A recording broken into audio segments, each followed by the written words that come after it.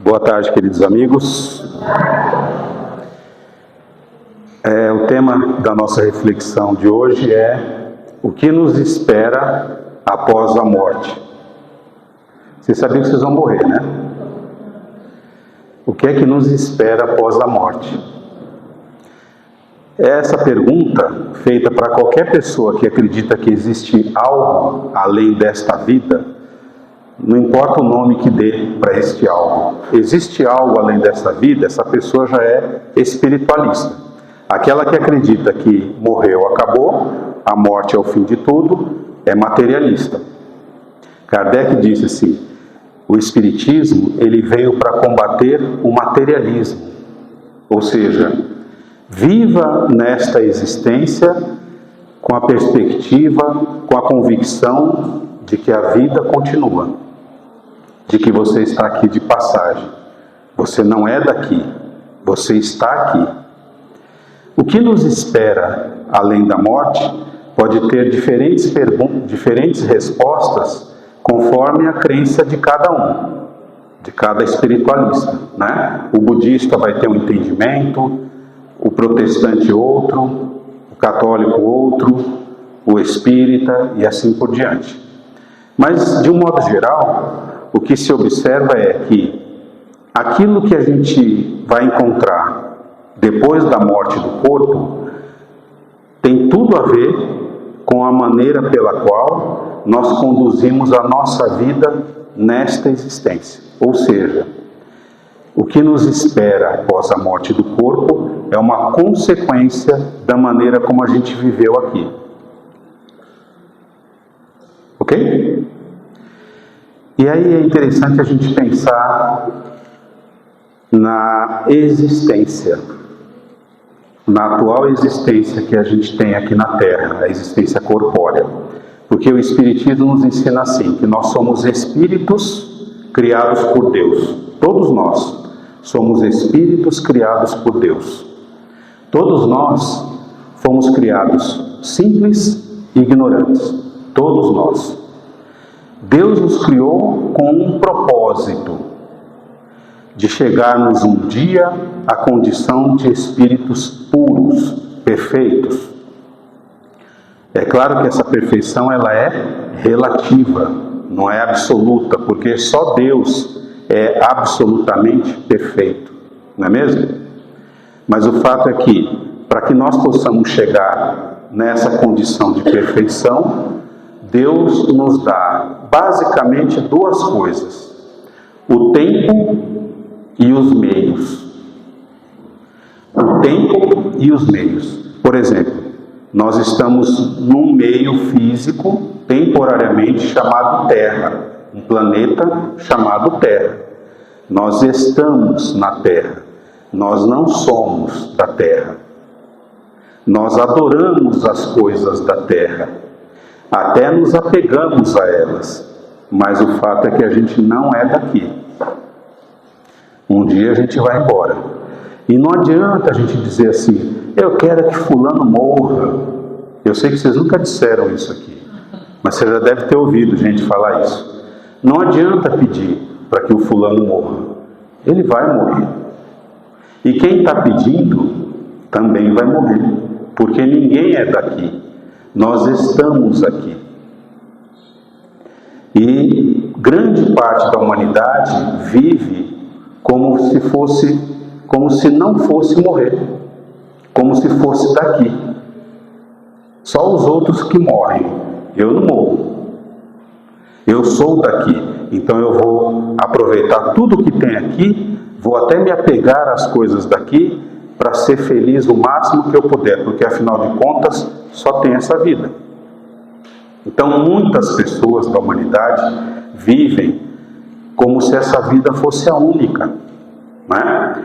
Na verdade, em parte elas têm razão, porque a nossa vida é única. A nossa vida é única.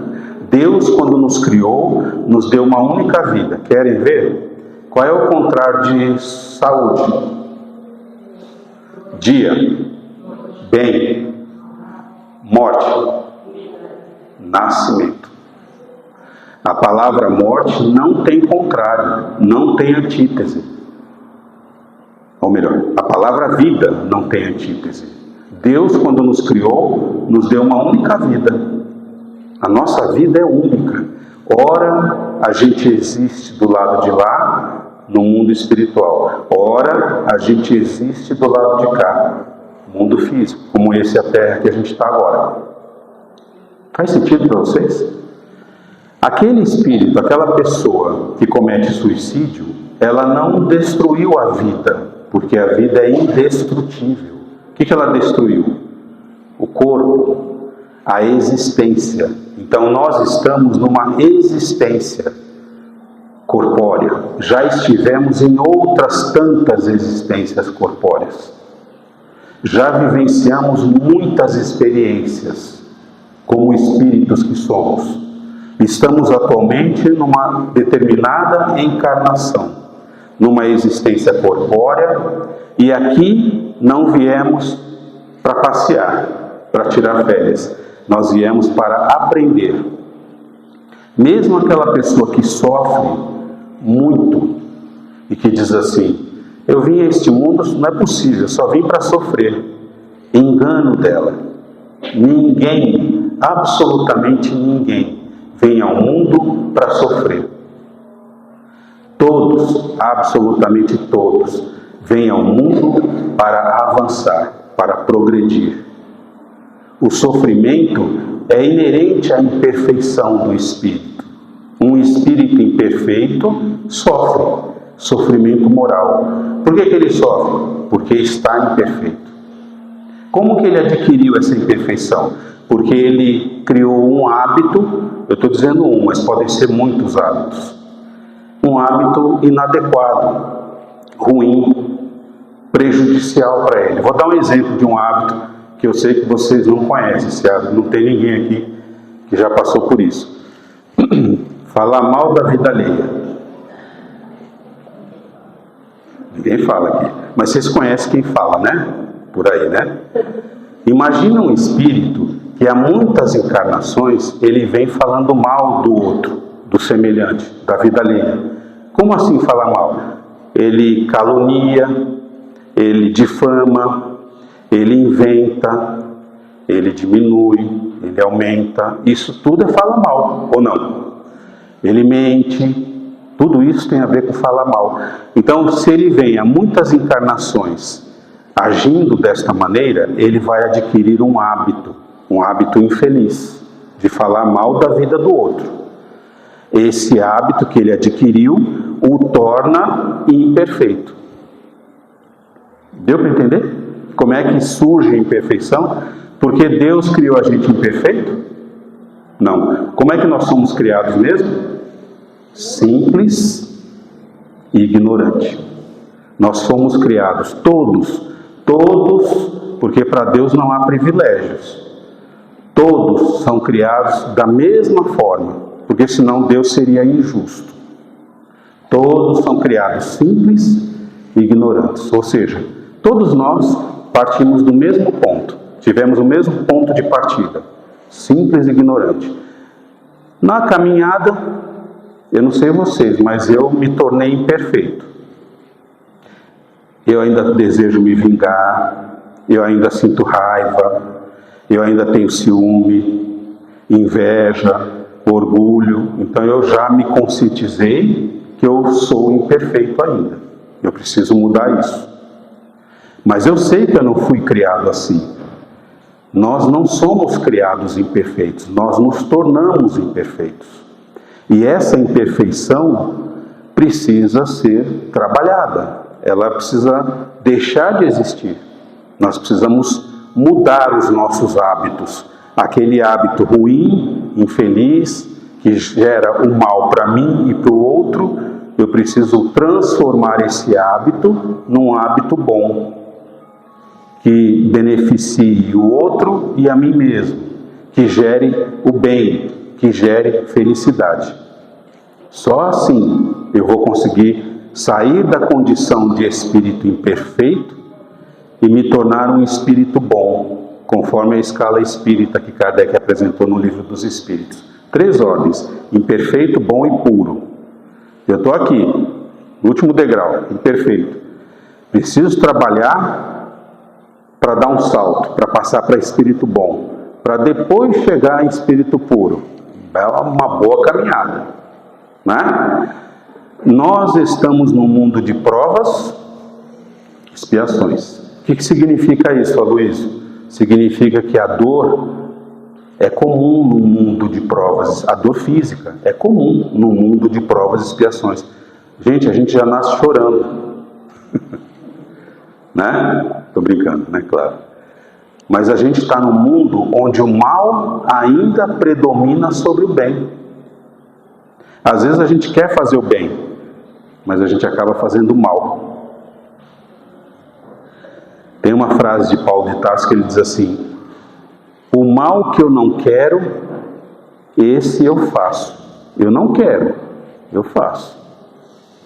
O bem que eu quero, esse eu não faço. Eu quero, mas quando eu vou ver, não fiz. Acabei prejudicando o outro. Então Paulo de Tarso viveu, quando ele esteve na terra, ele viveu esse conflito moral. Tem coisas que eu quero, mas não faço. Tem coisas que eu faço, mas não quero fazer. E acabo fazendo. Ele viveu esse conflito, mas ele superou esse conflito no fim da existência dele. Ele superou. E ele deu um exemplo para a gente: olha, se eu superei, vocês também podem superar. Então a nossa existência aqui, a maneira como nós conduzimos a nossa vida, diz muito sobre como nós vamos entrar no mundo espiritual.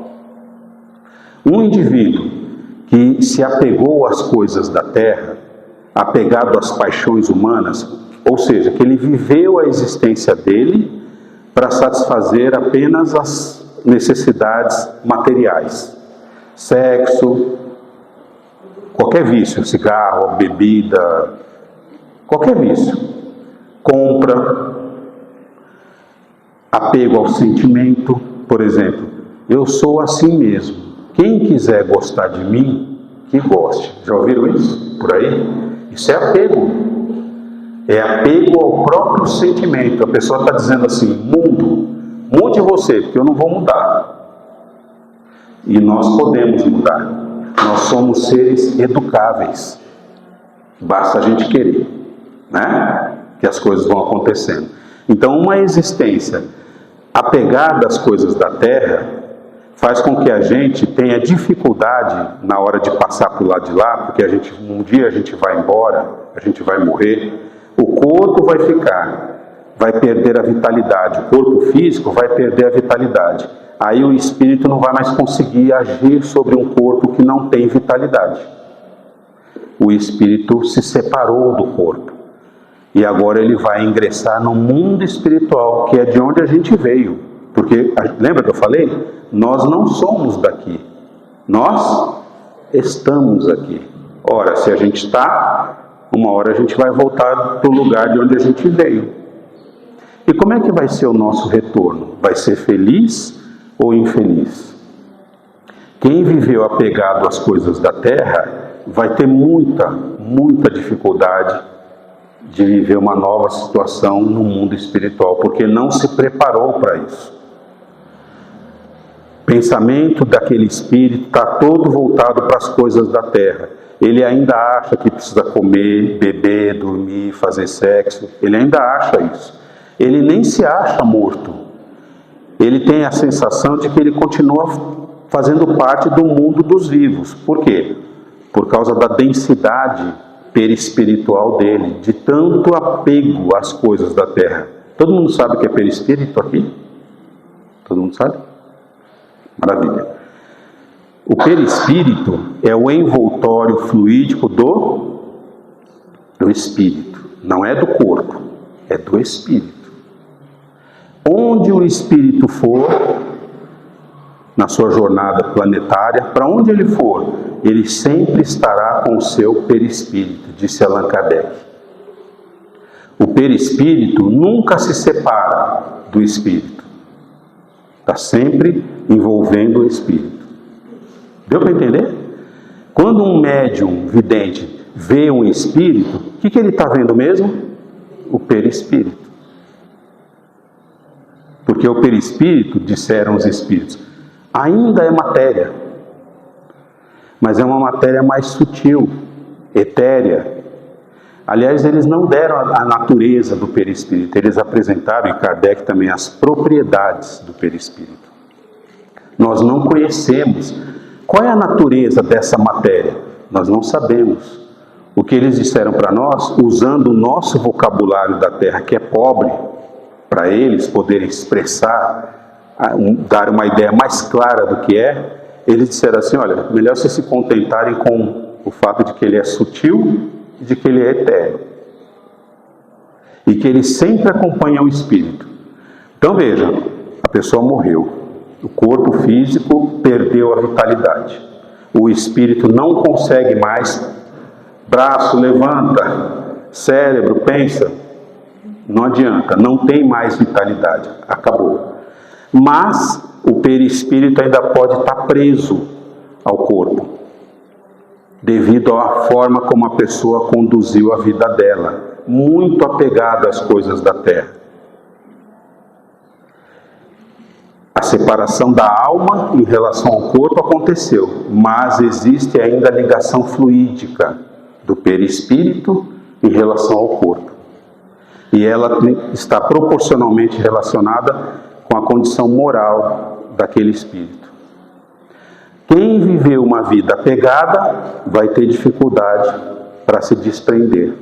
O desprendimento vai desatar o laço perispiritual. É como se a pessoa vivesse esse mundo apegada às coisas, como se ela pegasse o laço e desse um nó. Isso aqui é meu, esse corpo é meu, não sei o que é meu, é minha. Apego. Ela deu um nó tão apertado, mas tão apertado, que agora ela não consegue desatar para partir para o mundo espiritual. Está presa, está ligada, tem pontos de aderência do perispírito em relação ao corpo. A alma já se separou, mas ainda repercute a ligação perispiritual no corpo. Deu para entender? O que é isso? Reflexo de uma existência apegada às coisas da terra. Como eu disse, apegada às pessoas, aos bichos, às coisas, aos próprios sentimentos. O apego é derivado do egoísmo, que é derivado do orgulho. Quer ver? Uma pessoa orgulhosa é aquela que diz assim, eu sou mais que fulano. Ela se acha mais do que ela é. O orgulho é um sentimento de supervalorização do eu. Exacerba, valoriza demais a sua personalidade. Então eu me acho mais que o outro. Como consequência do orgulho, da pessoa pensar assim, naturalmente ela será egoísta. Por quê? Porque se eu me acho e sou mais que o outro, eu quero mais para mim, menos para o outro. Então eu serei egoísta. Por isso que o egoísmo é filho do orgulho. E toda pessoa egoísta tende a desenvolver sentimento de apego. Por quê? Porque o egoísmo está baseado no interesse pessoal. O meu interesse. Primeiro eu, depois o outro. E Jesus, quando esteve entre nós, ele viveu essa existência de uma maneira a comunicar o seguinte para nós. Olha, a vida que vale a pena ser vivida é aquela que a gente vive em favor do outro. Ou seja, pense em você, mas pense primeiro no outro. O que a gente costuma fazer? Primeiro eu, depois os meus, talvez os outros, se sobrar alguma coisa. Então esse tipo de ideia que vai gerar um comportamento leva a pessoa a desenvolver em si o sentimento de apego. E nesse sentimento de apego, é como o exemplo que eu dei, é como se ela pegasse o laço perispiritual e desse um nó. Ela estreita, ela aumenta a força de coesão do perispírito no corpo. Diga. É errado pensar que nós, não primeiro o outro e depois Deus? Porque, por exemplo, você pensa no outro, só que o que você vai fazer com o outro vai te prejudicar. Você pensa no outro, mas também para você. Se você pensar em você e não no outro, vai encontrar. Então, é errado pensar em fazer alguma coisa desde que seja bom para nós, se não for, não faça. Excelente pergunta. Qual é o seu nome? Ana, muito boa pergunta. Veja, muito interessante essa questão. Veja, toda vez que uma pessoa egoísta age, ela sempre vai usar o outro como meio para a satisfação dos seus interesses. Então, o egoísta é aquele que eu preciso satisfazer uma necessidade minha, mas eu vou fazer isso usando o outro. Ou seja, ela não vai respeitar o direito do outro, a felicidade do outro, o interesse do outro, porque ela vai visar só o dela. Então, todo egoísta, quando a gente falou do interesse pessoal, ele vai visar primeiro ele nesse sentido, de que ele vai, se necessário, usar o outro para satisfazer um desejo seu, uma necessidade sua, uma satisfação sua. Então, o outro é o quê? É um meio. Há algum problema de nós, cada um de nós, buscarmos satisfazer as nossas necessidades, os nossos interesses? Não. Desde que não prejudique o outro. Esse é o problema. A gente tende a prejudicar o outro, a não respeitar o direito do outro. E se for involuntário? A pessoa está pensando, mas pensa, eu vou fazer o outro, que vai ser bom para mim. Você diz involuntário ou inconsciente? Ela não sabe que está fazendo direito. Não, eu não sabe. Involuntário. A pessoa faz alguma coisa pensando que é bom para ela, mas não vai ser ruim para o outro. Às vezes você pensa que é bom para o outro, mas não é bom para o outro. Então, mas quando você diz assim, mas ela faz pensando que é bom para ela, mas não vai ser bom para o outro. Como é que ela tem essa garantia de que não vai ser bom para o outro? Um exercício interessante é ela se colocar no lugar do outro. Lembra o ensinamento de Jesus? Queira cada um para si o que deseja para o outro. É a resposta. Então, toda vez que você estiver na dúvida, o que eu vou fazer? Se eu estivesse no lugar de quem vai receber, como eu me sentiria? Que ajuda a tomar uma decisão mais acertada. Deu para entender? Então é importante a gente pensar na maneira como a gente busca satisfazer as nossas necessidades, os nossos interesses. Desde que não invada o espaço do outro, desde que você não interfira nos direitos do outro, ok. Você não está usando o outro para satisfazer os seus interesses. Agora, se isso está acontecendo, alguma coisa está errada. Você continua sendo egoísta. Você continua agindo com egoísmo.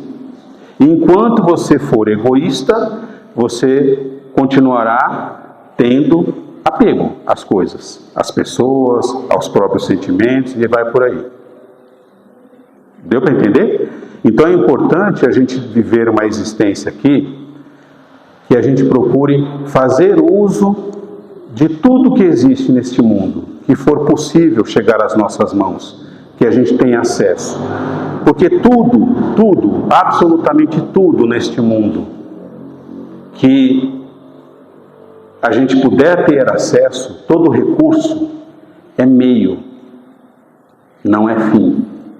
É meio para a gente progredir, para a gente avançar, para a gente se aprimorar. Então o trabalho é meio, trabalho remunerado. O trabalho não remunerado é meio. A roupa é meio. A instrução é meio. O dinheiro é meio. Tudo é meio. A gente está aqui para aprender. E no aprendizado nosso faz parte como eu vou fazer o uso dos recursos que Deus me oferece para que eu possa crescer. Aquele que faz mau uso do recurso, ou seja, que abusa do recurso, é por causa do egoísmo que tem, do apego. Então ele vai pensar só nele. Todo egoísta só pensa nele, ou mais nele, sempre. O egoísmo pode ser lado De amor? Depende do que você chama de amor. É sempre interessante a gente, quando tentar fazer essas associações, essas relações, a gente ter claro para a gente qual é o significado dessa palavra para mim. Porque amor, para mim, pode ser algo talvez bem diferente do que para você. A gente está usando a mesma palavra, mas os significados podem ser muito diferentes. Então depende, né, o que você entende por amor. Por exemplo, se for aquele amor altruísta, né, de você pensar mais no outro, aí não. Agora, se for um amor egoísta, que eu nem chamaria de amor, aí pode ser. Então depende do contexto que a gente está usando a palavra, né? Faz sentido para você? Então, gente, o que nos espera do lado de lá? Felicidade, infelicidade, sofrimento, né? O sofrimento moral já começa aqui, nessa existência. Quando a gente faz mau uso das coisas, a gente já começa a sofrer as consequências aqui. Do lado de lá só vai continuar o problema, porque ninguém, por conta da morte, ninguém se transforma da água para o vinho. A morte não transforma ninguém.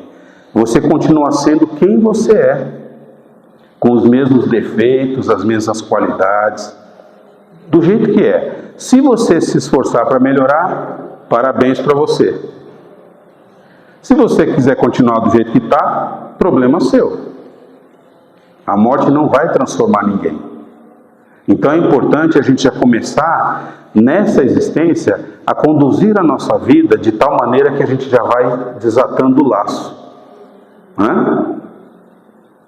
Ou seja, viva neste mundo sem ser deste mundo. Com a consciência de alguém que sabe que não é daqui. Quem vive assim já vai desatando o laço.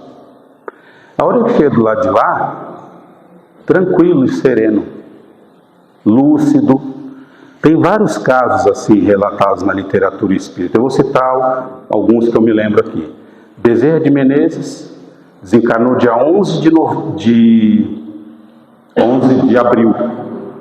Não é abril? Alguém lembra? 1900? Acho que é esse mesmo, 11 de abril. No dia 12, um dia depois, ele já estava trazendo uma mensagem através de um médium. Um dia depois.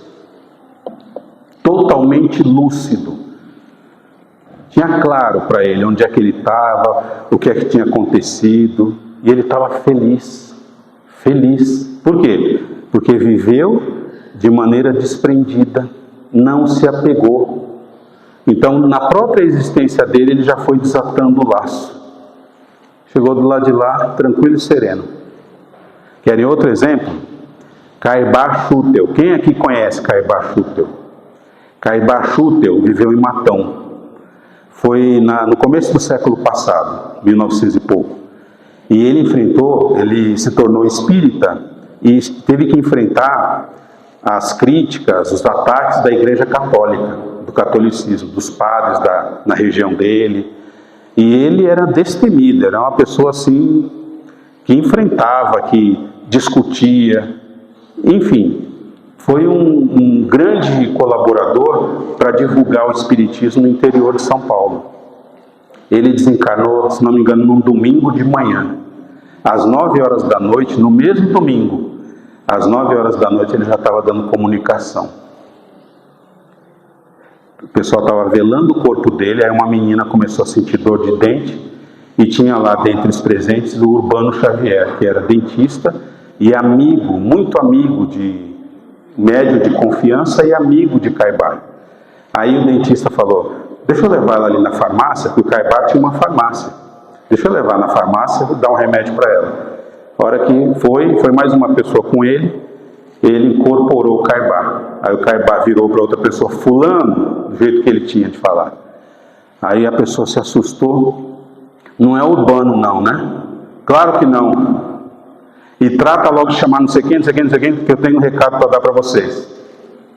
Totalmente lúcido. e preocupado com o futuro do espiritismo na região. Ele já estava delegando a tarefa para os outros. Isso é lucidez. Kardec tinha um grande amigo, Sanson, que era membro da Sociedade Parisiense de Estudos Espíritas na França. Ele estava doente, muito doente, escreveu uma carta para Kardec, pedindo, se Deus permitisse, que Kardec e os amigos evocassem o espírito dele, para que ele pudesse dar o testemunho de que a vida continua. Kardec, ali, ele estava no mortuário, lá no hospital, ainda o cadáver estava naquelas caixas, naquelas gavetas. Kardec foi lá com um grupo de pessoas da Sociedade Parisiense, fizeram uma prece, tinha um médium lá no grupo, recebeu Sanson. Algumas horas depois, o corpo ainda estava o cadáver ainda estava na gaveta, e ele, totalmente lúcido, ele deu uma comunicação ali e disse: olha, obrigado, estou muito feliz, a vida continua, eu sei exatamente o que aconteceu comigo. Já pensou a gente desencarnar assim? Lúcido? O que mais os espíritos pedem quando eles se manifestam? Ore por mim. Ore por mim. O que mais eles pedem? Por quê? Kardec diz isso lá no Evangelho segundo o Espiritismo, lá no final, no capítulo das preces, diz assim: a prece é um poderoso, uma força poderosa que atua para aquele que acabou de deixar esse mundo. Por quê? Porque ela pode facilitar o desprendimento. Se ele está com dificuldade, se ele está confuso, ele não está sabendo o que está acontecendo, tem hora que ele se acha nesse mundo, daqui a pouco ele acha que não está mais. Imagina a confusão mental, a dificuldade. E Kardec é claro ali, olha, a prece exerce uma poderosa ação sobre os espíritos, e é o que mais eles pedem, independente da religião que eles tiveram aqui. Ore por mim. Não é? A gente tem lembrado de orar pelos nossos entes queridos que já partiram antes de nós? Temos lembrado deles diariamente, né? Porque se eles pudessem falar, certamente eles iam pedir. Eles podem falar no sonho, quando a gente sonha com eles, né? Ore por eles, ore. Nós vamos precisar de preces, nós vamos precisar. Mas é importante que nós, desde agora, nós aprendamos e nos esforcemos para desprender, desatar esse laço, na medida em que a gente vive sem se apegar às coisas. A gente faz uso das coisas sem se apegar a elas. Porque a gente tem que ter essa consciência. Tudo o que existe é meio para eu alcançar um fim, para eu me tornar um espírito melhor, para eu me tornar uma pessoa melhor, para eu progredir. Tudo é meio, não pode ser fim. Se for um fim, aquilo que eu estou usando é um fim, aquele recurso é um fim, eu estou me apegando. E esse apego vai cobrar um preço quando eu chegar do lado de lá. Eu posso chegar do lado de lá, se eu vivi aqui totalmente inconsciente da vida espiritual, como será que eu vou chegar do lado de lá? Do jeito que eu vivi aqui, inconsciente. Não tem como uma pessoa viver inconsciente aqui, morrer inconsciente e querer chegar do lado de lá lúcida. Tem como? Não é assim que funciona. A nossa existência aqui, a nossa passagem e a chegada no mundo espiritual está dentro das leis de Deus. Tudo acontece dentro das leis de Deus. E como Deus, disseram os Espíritos, é perfeito, as suas leis são perfeitas. As leis de Deus são perfeitas, são justas, são imateriais, são leis que você não consegue mexer em nada nelas, elas já estão prontas ali, o que você precisa fazer é viver dentro dessas leis. Elas são imutáveis. E muitos de nós passamos a existência ignorando essas leis que Deus criou, que nos regem. para que nós possamos nos tornar criaturas melhores, para que nós possamos mudar a nossa natureza moral, para que nós possamos viver essa existência aqui, usufruir de tudo sem nos apegarmos. Aprender a dominar o orgulho e o egoísmo que ainda tenta nos dominar. Em relação ao orgulho, procurar ser mais humilde. Em relação ao egoísmo, procurar fazer o bem, a caridade, o bem em ação, o amor em ação. Muito obrigado, muita paz.